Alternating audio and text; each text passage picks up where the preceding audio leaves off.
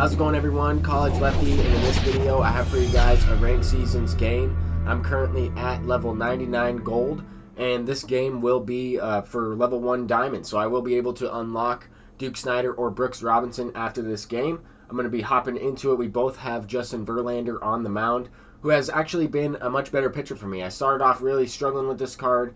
It seemed tough to locate with, really doesn't have all that of a deceptive motion, and some of his pitches are pretty hard, so you can get the timing down on his fastball and his slider. His cutter also has the same velocity as the slider, so he can be tough to use at times. You really have to mix in that circle changeup and the 12-6 curveball effectively in order to have success with this Verlander. I think that's just the times I've had the most success with him, but Roberto Alomar is sending that one into the gap. He had Ronald Acuna out in left field, silver fielding, and took a little bit of a bad route to that one.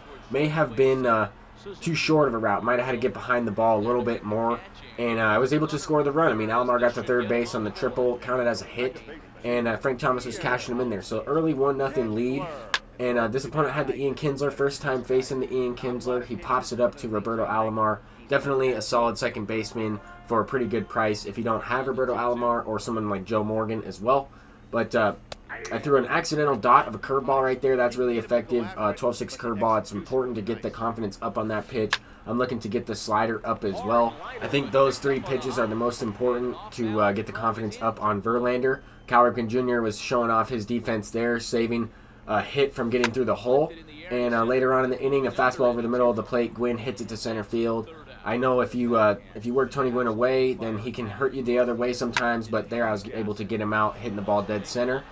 Later on in the game, Verlander throws a slider low in the zone, low and outside. George Brett goes down and gets that one. George Brett has been an amazing hitter for me. He's absolutely insane. He has 85 power, and he sent that one out for a 2-run shot, which extends the lead to 3-0. So that's important, but Ian Kinsler is also hitting another fly ball to right field. Later on in the inning, the opponent did get a first base hit of the game, and George Brett's going to make this play on Miguel Cabrera. Definitely a solid fielder over there at third as well. Has made some diving plays for me. Has also made every routine play possible. Is really similar to that Wade Boggs I was using before, a little earlier in the year. Ricky Henderson is probably going to be replaced soon with Duke Snider, but is hitting a home run there, making it 4-0. Got kind of a rally started. Ichiro's going to send that one just out of the second baseman's reach for a base hit. Only one down in the inning. I was able to advance to second on that wild pitch, and then the next pitch he throws a slider over the middle. I didn't miss that one, and that's going to be sent into the gap for an extra base hit from Tony Gwynn. Definitely a really good card as well. Has a really similar swing to that George Brett. That's the very first thing I noticed when using George Brett after using Tony Gwynn. I realized that he just is a little bit of a different version, a little bit less of a contact hitter than that Tony Gwynn, but they're definitely solid cards. Having that card as the leadoff hitter and having a switch hitter in the 2-hole and then another lefty, it gives some support for Frank Thomas as well in the 5 spot and the 3 spot, depending on where I put him in there. And then I'm going to be adding that Duke Snider after this game, so that's going to be another lefty as well. But I'm up 5-0 in this one. I hit a fly ball with Pablo Sanchez. This is the power focus catcher, and he is going to hit one to the warning track out there, just shy of the warning track for an easy out. Now we're facing Tony Gwynn here. He's going to hit one up in the zone, hold it to the second baseman. Definitely a hittable pitch. I was throwing some pitches over the meat of the plate for sure with this Verlander, but because I was able to get his confidence up, I was able to have some shutdown innings. But the opponent was also hitting the ball hard. I mean, he lined out a few times. That one was over the middle of the plate, that slider. And, I mean, I was also hitting the ball decent and had some flyouts, some lineouts. I thought could have been some base hits. We're both playing the same game. That's going to happen. I have to try and adjust and trying to keep squaring up the baseball. I mean, in this one, I was able to score some more runs so far. And it seems to be the case where in ranked seasons, I put up a good amount of runs in some games, and in other games I get completely shut down at the plate. So I just have to try and stay as consistent as possible as Verlander hits a very late hit just out of the reach of Frank Thomas. Don't really know what happened there. It is going to allow me to score an extra run for insurance, making it a 6-0 game. Later on in the game, Roberto Alomar sends that one into the gap. I didn't get a base hit with Tony Gwynn, but having Verlander on first base kind of shut that down. I mean, 8 speed wasn't going to be able to score from first on that one. Might have been able to get to third with Roberto Alomar on that play, but not going to risk it. I mean, up 6 runs. I'm not going to try and run myself out of this inning. I have done that a couple times recently where I've gotten thrown out Very next batter, Frank Thomas gets another base hit, sends one up the middle for 2 more runs, making it 8-0. And at this point in the game, I'm really just trying to get as many innings from Verlander as possible. I mean, he's in the 7th inning. I have an 8-run lead. He's pitching a shutout. At this point, I'm just trying to see if I can throw the complete game.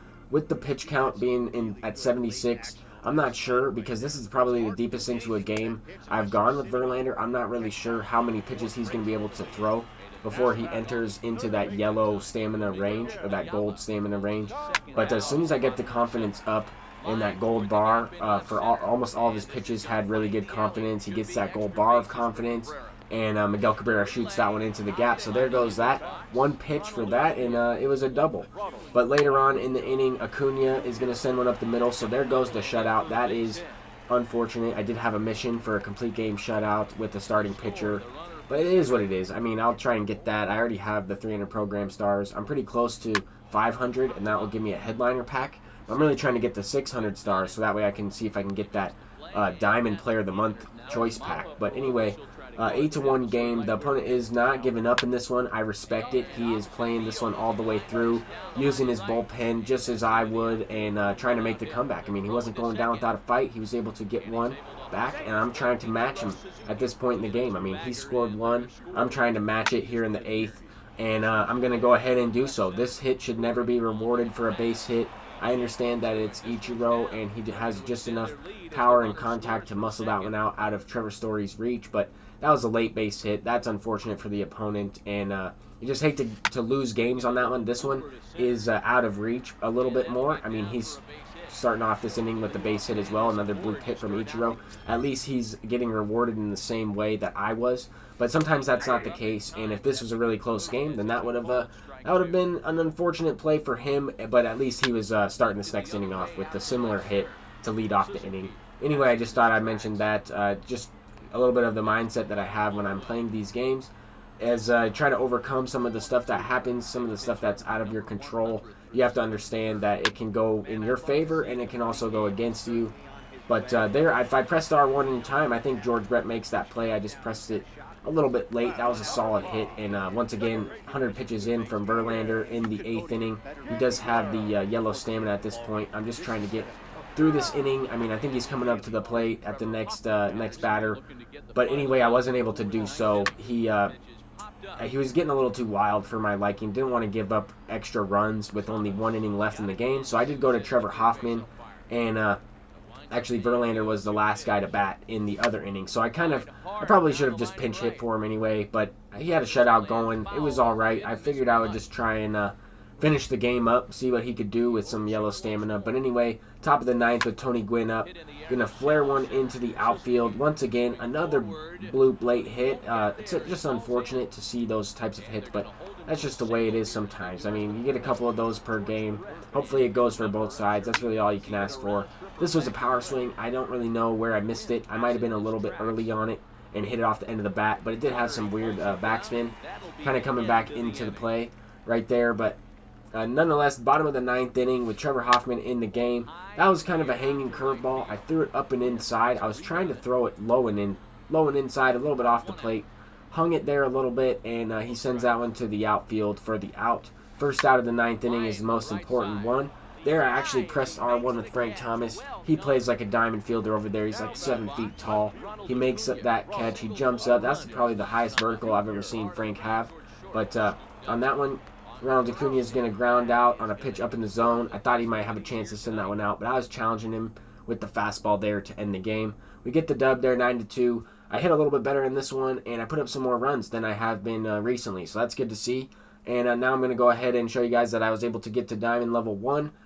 And I'm glad that I was able to get to Diamond Level 1 now, because with all these brand new Signature Series cards releasing, I wasn't sure if I was going to go with Brooks Robinson or Duke Snider. I don't really need Joe Morgan right now. He would be more of a bench bat for me. I'm going to go ahead and select Duke Snider just because I think that he'll be better in the outfield. For now, he'll be another lefty with some good power. I can use Ichiro more off the bench or use him in the outfield, depending on how Duke's defense does. But this is going to be the squad in the next gameplay. I am going to be debuting Duke Snider, and then I'm also going to be using Al Kaline in another gameplay alongside Duke Snider. So I'm going to have those guys back-to-back, kind of help each other they're out in the lineup. Until next time, guys, thank you guys for watching. I'm College Lefty, and have a great day. Peace out.